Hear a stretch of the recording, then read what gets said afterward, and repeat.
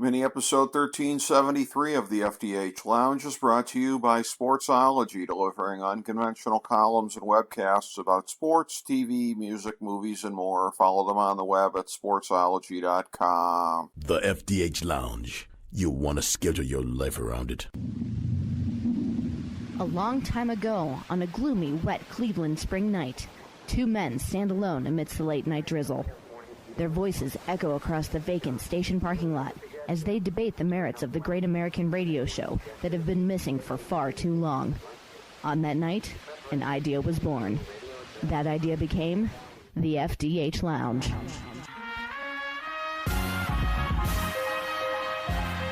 Welcome to the FDH Lounge. Hello, everyone. Welcome to the FDH Lounge. This is FDH Lounge original dignitary Rick Morris here with my good pal, fellow original dignitary Chris Galloway, and this is a bonus segment in terms of the way that we normally do our NFL previews every year. Normally, we've gone division by division, just kind of looking through and making our final picks in the NFC West segment, the last of the 8 that we do. But per Chris's suggestion here, we're going to break this one off. We're going to do it separately in this segment. And we have each of us our playoff brackets that we have for how we see it all playing out. Of course, anybody can at the present time see what mine are. Mine are in Fantasy Football Draftology 2021, available on the main page at fantasydrafthelp.com and the FDHlounge.com. So everything I'm giving you is right out of there. So let's start out with what the seeds as I see them in the AFC. I have the Browns making it as the team with home field advantage in the AFC and getting home field as the AFC North champions. The other divisional champions from there, I have Kansas City as the 2, Buffalo as the 3, and Tennessee as the 4. But I do see things getting a little bit topsy-turvy in the first round here in the AFC.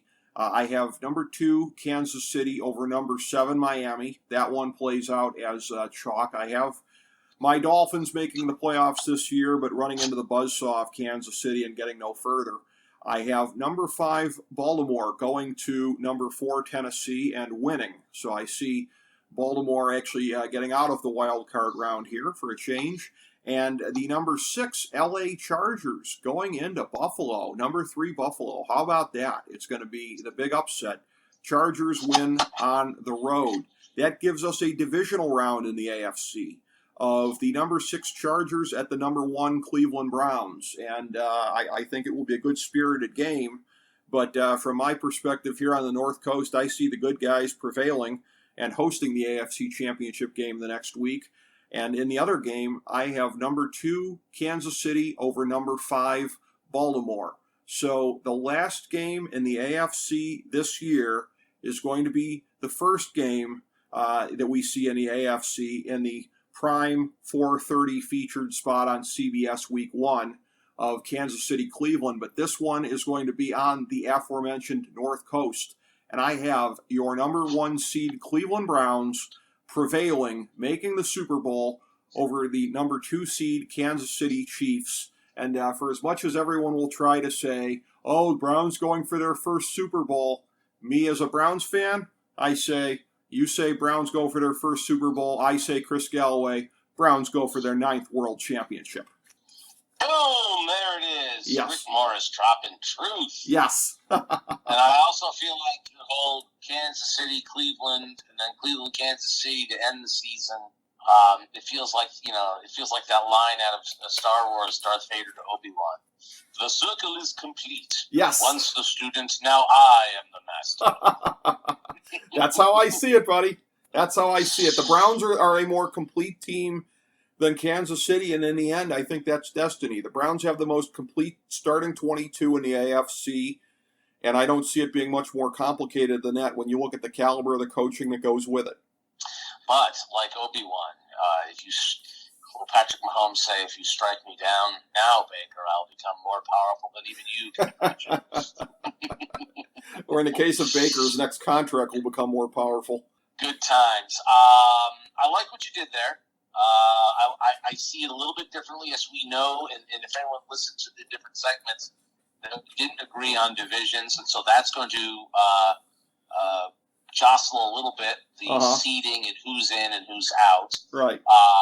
But I think we also see the end game similarly. So our paths may be different, but the end result is the same. So let me jump in and let me just throw at you what I've got. I've got in the number 1 seed, the Kansas City Chiefs. I've got the Cleveland Browns as your number 2 seed. Your number 3 seed, the Buffalo Bills. In the 4 spot, this is where we get different, especially I know I have Indianapolis eking out the AFC South, so they end up in the 4 seed. The Los Angeles Chargers, show me your lightning bolt. Coming in, it's the 5 seed, Brandon Staley's first year. Okay. Baltimore finishing second in the AFC North, tumbles all the way into the 6th seed, but they do make the playoffs. Okay. And pulling up the rear with the gear is Mike Vrabel and the Tennessee Titans as the 7 seed, edging out the Miami Dolphins, probably on a tie break. Tennessee gets in as the 7, and that's your AFC lineup: KFC, Cleveland, Buffalo, Indy, Chargers, Ravens, Titans. Okay. So what does that mean? Well, that means that you've got a Week 1 matchup of Tennessee at Cleveland, which Cleveland will prevail in. You Delicious. end up with Baltimore. Delicious. I love it already. Yeah. You've got Baltimore at Buffalo, in which Buffalo will prevail. There's a little bit of a redo from last year. And then Chargers at Indy. The Chargers benefit from being able to, even though they got to go on the road, they get to play in the dome. But that Joey Bosa has a field day. Carson Wentz is, doesn't know what's going on. And the Chargers prevail on the road in that first round, which sets up a Buffalo coming down I-90 to see Cleveland to take on the Browns. Browns win. Chargers go on the road to play Kansas City, a team they've played twice. They played tough. They split with, and they go on the road and they beat Kansas City. The big upset. Wow. Young quarterback. They get it done on the road and set up that now they've got to go back on the road yet again. Brandon Staley has got to go back home to Cleveland to take on the team that he rooted for as a child, Perry's own coach of the Los Angeles Chargers. Chargers at Browns for the AFC Championship game in a terrible weather with a warm weather team in a place that they've never been, in a position they haven't been with a new coach. Advantage Stefanski. Browns win the AFC Championship and punch their ticket to Los Angeles' stadium 2 weeks later for the Super Bowl. Chargers come up short in being the next team like Tampa Bay to play in their own stadium for the big one. Or if we were going to be sardonic, we could say in the Rams stadium that they also play in the Super Bowl. Yes, it is truly the Rams stadium, and the Chargers are just like, renting the basement flat. We all know that. They don't belong in Los Angeles. They shouldn't frickin' be there. They don't have any fans in Los Angeles. And what that family has done to that proud franchise is an abomination. And even though they're locked in there for a good decade, hopefully as soon as that's over, they're on their way back to San Diego. Yeah. Anyway, all that being said, Chargers at Browns, the AFC Championship game. The Browns go in not with the home field, but they get it they get the big assist with the Chargers knocking off the Chiefs, and that enables the Browns to host, and they finally punch the ticket to the Super Bowl and on their way to competing for a 9th championship. This will be a moment in the AFC Championship game then reminiscent of my high school's most proud moment in NFL history, and that being in 2016 when the Browns avoided going 0-16 the year before they actually did because of the kick that was blocked by, yes, Valley Forge's own Jamie Meter down there at Old Cleveland Stadium. blocking the Chargers' kick to give that Browns the win on Christmas Eve. I remember it like it was yesterday. I was actually down in Atlanta, but following along with it relentlessly as it happened here. Valley Rick, Forge. I think I can do you better. Mm-hmm. I was at that game. Wow. And I boldly predicted before that game that the Browns would win. Did you? Okay. I remember that game well. I thought you were going to say you successfully predicted that Valley Forge Patriot alum Jamie Meter would win that game for the Browns. That would have been a hell of a prediction. I did not think that the Pierogi Prince of Parma would win that game with his big paw, but I had them winning the game, regardless of how it ended up. Thank you once again, Jamie, for saving us from going 0-16 in 2 consecutive seasons. I was actually in homeroom with a guy that had to be like a relative of his. I'm still trying to piece together if it was that guy's uncle or whatever the hell it was. But yeah, a guy named Meter back in the day, same spelling. But yeah, I'll be thinking of that game if it's Chargers-Browns a mere 5 years later for the AFC Championship. And as we look at the NFC landscape here, I have Tampa Bay in the pole position here at 14-3. I have them as the number 1 seed. 2, 3, and 4 from there. San Francisco, Green Bay, and Dallas in that order. And unlike the AFC wildcard round where it is more competitive and where I foresee 2 upsets in the first weekend here, at least in terms of teams, home teams losing the game. I don't know that Baltimore over Tennessee, even with Baltimore being on the road, that would probably not be considered an upset, but it would be in terms of the seeding. 2, 3, and 4, I see chalk in the NFC in the wild card round. Number 2, San Francisco over number 7, Carolina. Number 3, Green Bay over number 6, Arizona. And yes, I actually have Dallas making it to the next round because it's number 4 Dallas over the number 5 LA Rams, who I'm really not a believer in. You are crazy. Look, you can't believe in Dallas. And I'm a Dallas fan, and I'm telling you. I mean, but would you? But they're at home against the Rams. You would take the Rams. I mean, again, I'm really not a believer in the Rams. So I'm a Dallas fan, and I'm telling you, I don't believe in Dallas. Okay. I mean, I think. So for those that think we're just homers, right? I'm a Browns fan and a Cowboys fan, and I've got the Browns in the Super Bowl. So you think, well, he's a homer, and I'm telling you, Dallas, no. People are going to give you more points for being unbiased than me because my teams are Cleveland and Miami, and I have both of them in the playoffs. So there's that. but I have your Dallas Cowboys in the second round, and another relatively new friend of mine who is a Cowboys fan who will be rejoicing upon hearing that I have predicted them to make the second round.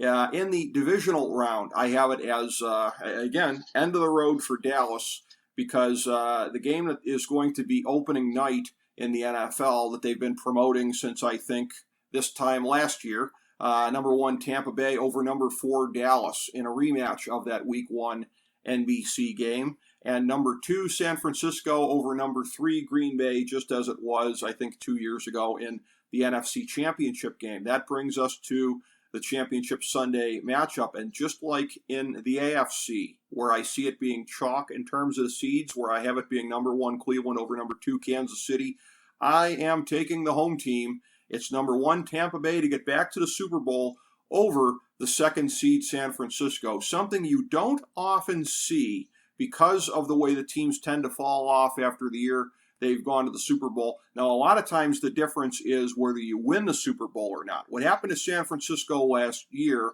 happens a lot of times. The quote-unquote Super Bowl hangover. For me, it was more so just injuries, but they call it the Super Bowl hangover. You rarely, if ever, see a matchup of the last 2 conference champions on Championship Sunday. I think it happens this year in the NFC because, again, I think it's a very hollowed-out conference. I think these are clearly the 2 best teams, and I take Tampa Bay to repeat, to get back. They're going to face Cleveland, and we'll get to that after we hear your NFC bracket, Chris. Oh, exciting. Well, I have the Aaron Rodgers Revenge Tour pushing them into the number 1 seed. Wow. So Green Bay ends up with the 1 seed. Even though I, like you, don't believe in their roster top to bottom, but I do believe in Aaron Rodgers. as a quarterback. Maybe not as a human being, but as a quarterback. Critical distinction. So I've got Green Bay in the 1 seed. I have Tampa Bay feasting on the South and ending up in the 2 seed. My NFC West champ, San Francisco 49ers, pull in on the 3rd seed. NFC East, I have the WFT. I can never read that in an article. Every time I see WFT, I always read it as what the fuck. Whiskey Tango Foxtrot. I have the what the fucks in the 4th seed. Just based on the fact that they're going to win their division. Right. Then we get into the, can you really buy into them? Not really. 5 seed, I have the Rams squeaking in over Dallas, who ends up as the 6th seed. And then eking it out, Seattle in the 7th seed. Okay. Because, again, as I'm always screaming, this is a quarterback league, and I'm hard-pressed to leave Russell Wilson out, especially over, say, Minnesota or one of these other teams that are going to come close. So I'll go with Seattle to be the 3rd NFC West team to sneak in as the 7th seed. What does that do for us? Well, in the opening round, we end up with Seattle at Tampa Bay, and I have Tampa Bay triumphing at home right out of the gate. We end up with Dallas at San Francisco. Bye-bye, Cowboys. San Francisco, that roster, far better. San Francisco wins in a battle of those old 1990 classics between the 49ers and the Cowboys. This one's not so much so. 49ers win. And then we end up with Rams at Washington. That's a tough one. But I feel like this is the point in the season when the Fitz magic wheels just come tumbling off, and Washington, the what the fucks crater. Rams win on the road in a tough one, thanks to guys like Aaron Donald and Jalen Ramsey. Rams in the second round. They go Wow. on the road, and Rams punch their ticket into the divisional round. Wow. So where does that put us? That's going to put us with Rams at Green Bay, and Green Bay will triumph at home in the divisional round. That's going to put us with Tampa Bay at San Francisco. Is that right? Is that what I have? Yeah, San Francisco at Tampa Bay. Right? Yes. So San Francisco at Tampa Bay, and I have San Francisco on the road, upset, getting it done. Whoa. And beating Tom in Tampa, ending his season. So I have San Francisco at Green Bay in the NFC Championship game, and Aaron Rodgers on the cusp of being able to go back to another Super Bowl as he's getting ready to just leave Green Bay forever. But oh no, San Francisco's talent, top to bottom on that roster, does it again. San Francisco goes on the road, wins the NFC Championship game. Aaron Rodgers and the Green Bay Packers have another heartbreak loss in the NFC Championship game. And he packs his bags for Denver. And San Francisco packs their bags for L.A. to take on your Cleveland Browns. Whoa. And probably what should have been the matchup in the 1988 Super Bowl. I agree. Yes, there were a couple times there. We never got it. My boy, Bernie Kosar, never got a chance to bloody the nose of Joe Montana on the big stage. But so I have, the storylines are fantastic. Browns and 49ers in the Super Bowl. You're talking about Cleveland making their first Super Bowl. You're talking Shanahan, who was on the Cleveland staff, yes, and literally begged his way out of town because he couldn't handle the dumpster fire that was the Cleveland organization at the time. You have Mostert, who was a guy that the Browns had in camp. They had him on the roster, and they cut him. They got rid of him. You've got Bosa, who played at Ohio State, now playing Cleveland against Baker. So you got an Ohio tie in there. Yeah. You've got Stefanski, who's a student of a protege of Kubiak, who learned at the right hand of Shanahan's father.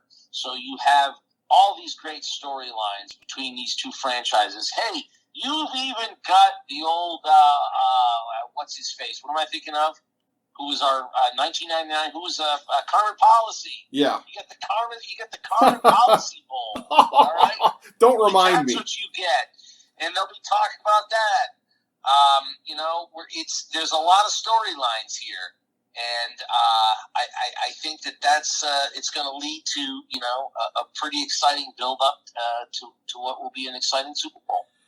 And it'll be one where, in terms of coming down to it, unlike the matchup that I have here with Cleveland and Tampa Bay, of where everyone is going to look at this and, again, Brady is going to get the edge most of the time. I mean, he didn't over Patrick Mahomes last year as far as the perception coming in, but it's very rare, especially on the big stage, for Brady not to be the guy having the edge. In terms of media perception anyways. And that's how the media will have it slotted, as that Baker Mayfield is the underdog, as they a lot of times slot Baker Mayfield as the underdog. That, however, would not be the case from a media standpoint in your Super Bowl of Browns 49ers, where it's Jimmy G on the other side. The media perception would be that the Browns, particularly having made it to the Super Bowl, would have the edge at quarterback. Yeah, I think that's right. Your scenario, the pick would be Tom Brady, and ours, people would probably pick Baker Mayfield, just based on statistics. Because if the Browns are in the Super Bowl, it means Baker Mayfield had a great year. Yes. And what we've seen out of San Francisco is Jimmy G can have a middling year and get that team to a Super Bowl. So we don't know that he'll have the stats that Baker would have in that matchup. And listen, your scenario. If I'm wagering, how are you betting against Tom Brady? Right? How are you going to do that? Yeah. In that Tampa Bay roster against the Browns, the first time on the stage, Baker with no rings and Tom with 1,000 rings. I mean, it would be hard to bet against Tom Brady in your scenario. Sure. I think in Cleveland and the Cleveland-San Francisco matchup, I think the point spread in that game will be really interesting. Maybe it's 1.5, 2 points. I think it's razor tight. That's true, and I will say I think the Browns would be, and not just because of the outcome that I'm looking at, I think the Browns would be an incredible betting value in a game against Tampa Bay, because this is one of these things, again, particularly in a Super Bowl, right? It's Joe Public. And Joe Public is going to bet Tom Brady and the Tampa Bay Bucks like there's no tomorrow. So you're going to get a little bit extra betting value on the Browns just because of that going in, whether it be on the money line or whether it be in terms of an inflated point spread. But I couldn't. Well, we both know that Juju Smith-Schuster would be like, Browns is Browns. Yeah, exactly. Buccaneers by 20. Right, and as well, and and the weird thing is that, and what could lead to that is that so few times in history do you see, particularly in big games, of where the line ends somewhere in what they call no man's land, 4.5, 5 points, 5.5, to where you could see it jumping to 6 points. You could see the Browns easily getting 6. I have an easier time seeing the Browns get 6 than I have them getting 3.5 because of public perception. And it's going to steam up Tampa Bay. And I think in the end, that's complete folly, because what I'm picking are the two best starting 22s in the league to make the Super Bowl, teams that also have pretty good depth in various positions here. As we pointed out when we were talking about them, and we were a little more detailed on the Browns because we have a little more knowledge on the Browns even than the other 31 teams in the league, because, we're based here. Wherever anybody is based, that's where they're going to have the most knowledge in terms of what they're seeing and hearing. So we went into a little bit more detail on that with the Browns just because of our observations of everything. Depth to go beyond the 22 for both teams here. In the end, I'm going to say it's the Browns by a narrow margin. The Browns get it done with the Super Bowl. Everyone, as I said, will be like, oh, Browns win the first Super Bowl. Meanwhile, as they're racking up their 9th world championship, Chris Galloway. I see a very competitive football game between two teams that run almost identical systems. They're staring at mirrors of each other. Mm-hmm. Cleveland, basically, in San Francisco, they're that meme of Spider-Man pointing at Spider-Man. Chris, what about Joe Woods? We didn't even talk about that. Joe Woods being a common denominator.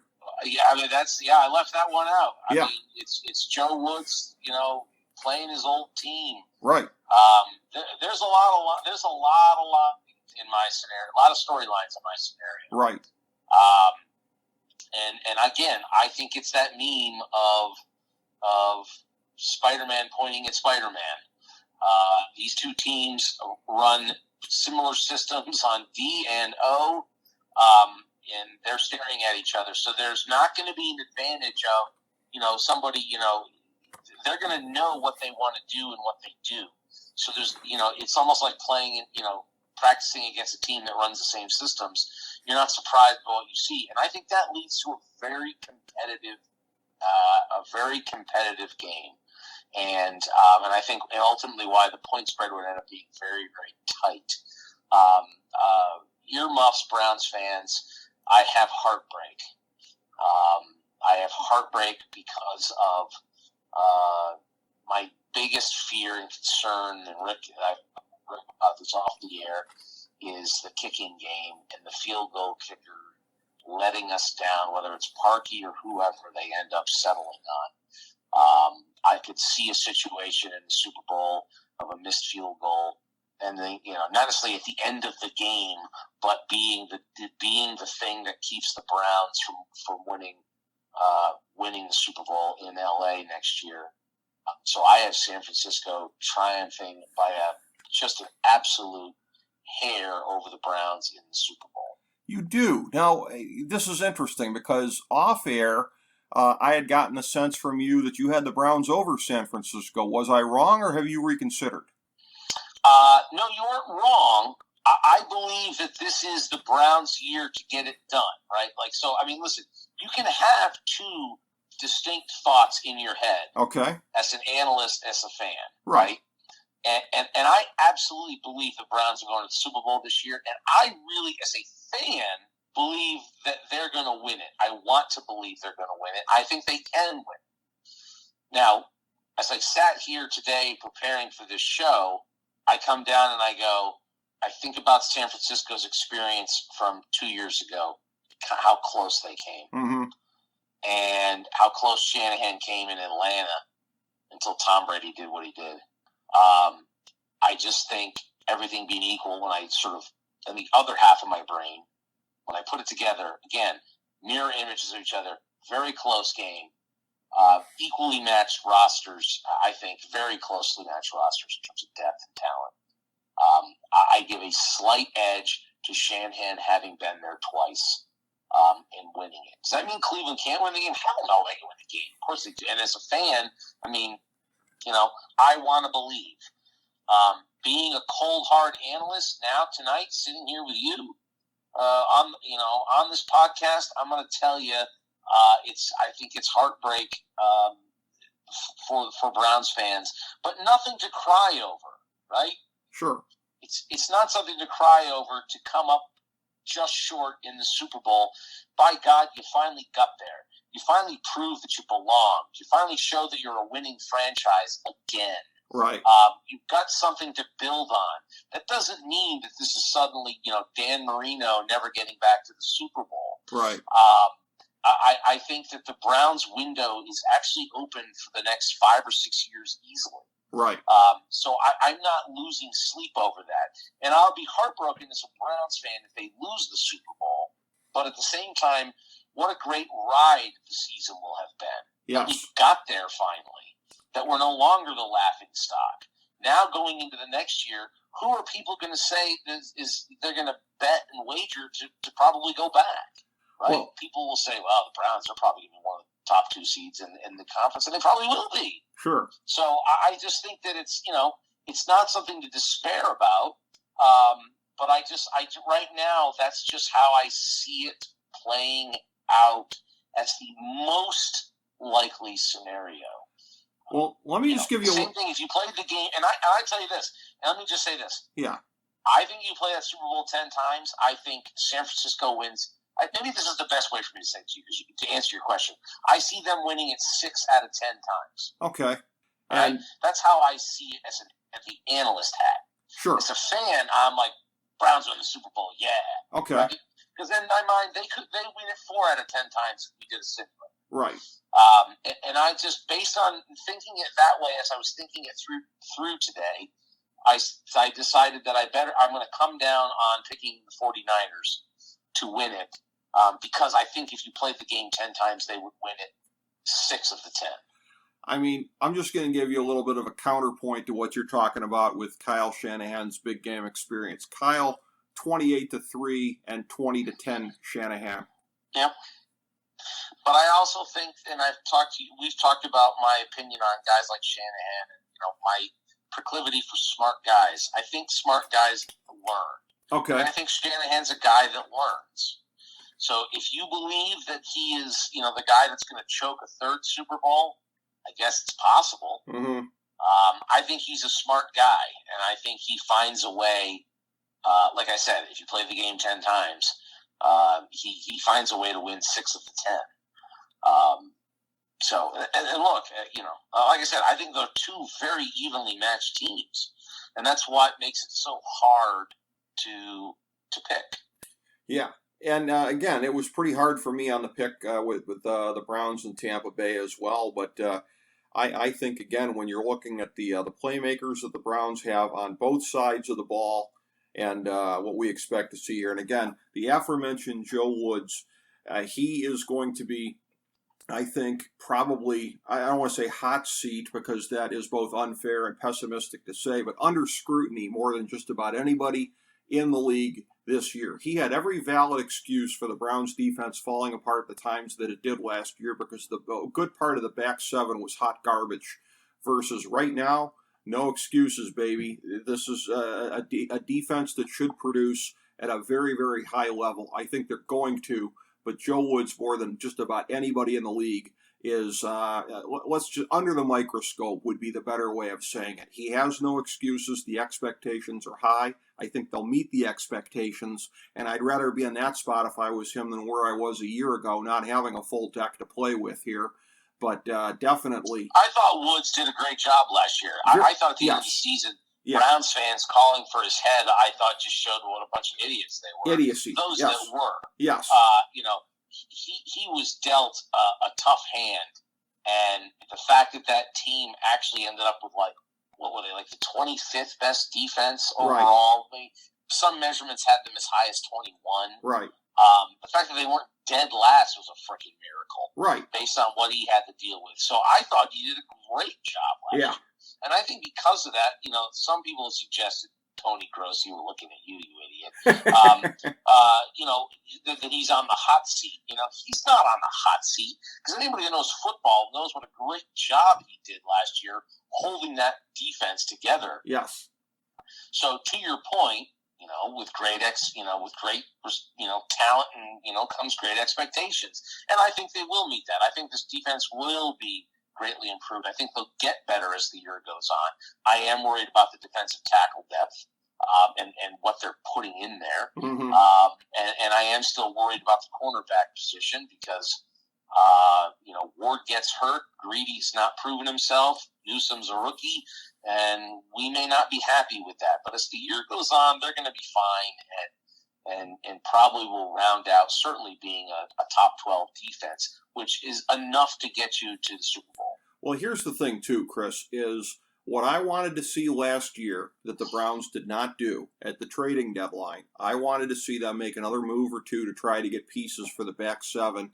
They didn't do it. I tell you this, Chris, I promise you that this year. If there is any kind of hole caused by injuries at defensive tackle or cornerback, they will use future draft capital to try to shore it up with a trade this year. There is no doubt whatsoever. When your window is now, you do it. And what they didn't do a year ago, they'll do this year if they have to. I agree with you on that, and I would throw in, I teased it in our AFC North breakdown, but, keep in mind, whatever's going on with McKinley and, Clowney, if has not been able to stay healthy. So let's say he does or doesn't, they're going to have Olivier Vernon's number on speed dial for the last 7-8 games of the season if he's coming along in his rehab. Yes. That's the first call they're going to be looking to bring in to say, listen, we need help. Are you healthy? Are you ready to go?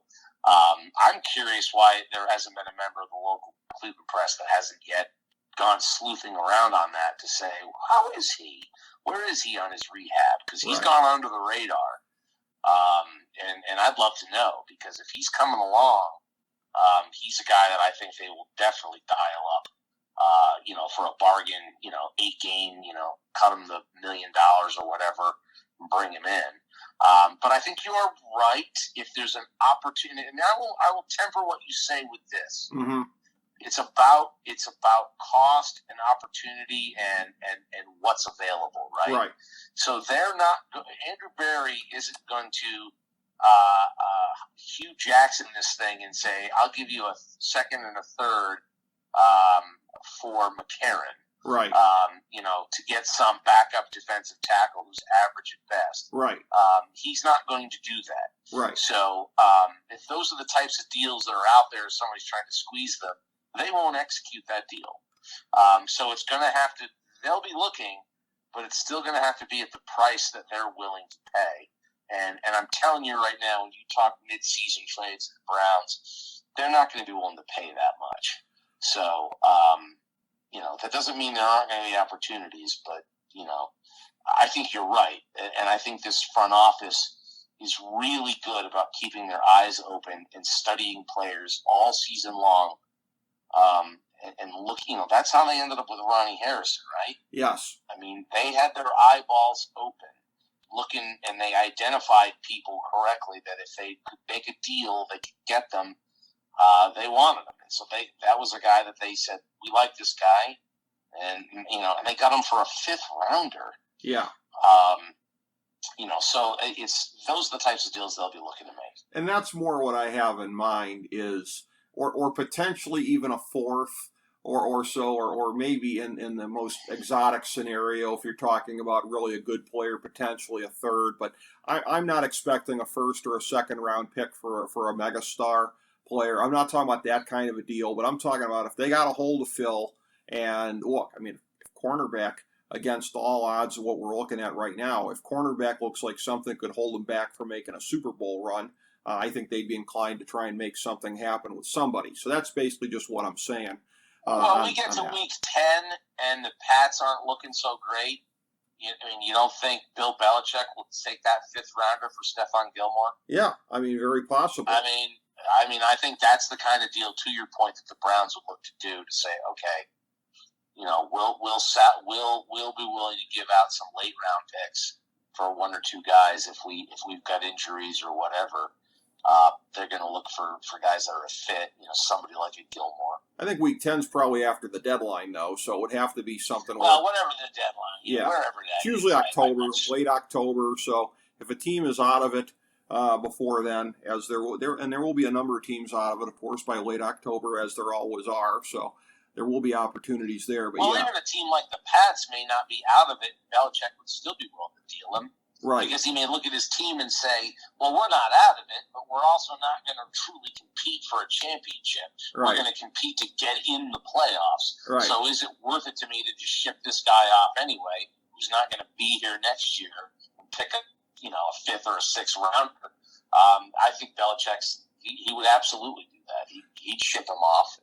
That would be the greatest thing in the world, because I'm so sick of seeing a string of Browns regimes over the year flip 1st and 2nd round picks to the Patriots for like 6th round picks within a year or 2 of drafting the guy. So sure, it would be nice to have the shoe be on the other foot for a change, and pick up a premium player for them for basically a handful of feces. So that would be awesome. I'd love to see it. It would make my black heart sing with glee if something like that could happen. But I expect my black heart to be singing with glee at the end of the year anyways, with my pick of the Browns winning the Super Bowl. Your pick of the Browns making it to the Super Bowl, Chris, also would bring a certain amount of joy anyways to the North Coast next winter, just in making it that far. 'Tis true. So we shall see how it plays out. But this brings us to a wrap on what was much like how the NFL is going to an 18-week schedule this year. we mirror that, going from 8-segment preview to a 9-segment preview here. So Chris Galloway, always a joy to go through all these things, breaking down the NFL with you, my man. Thank you so much. Fun stuff. I look forward to talking throughout the season. We'll do that, buddy. We'll be checking in on it during the season here and seeing how it all is shaking out, where we've been right, where we've been wrong. And, of course, I expect us to be far more right than wrong, as is always the case here on the show. Thank you, Chris. Thank you, everybody, for tuning in to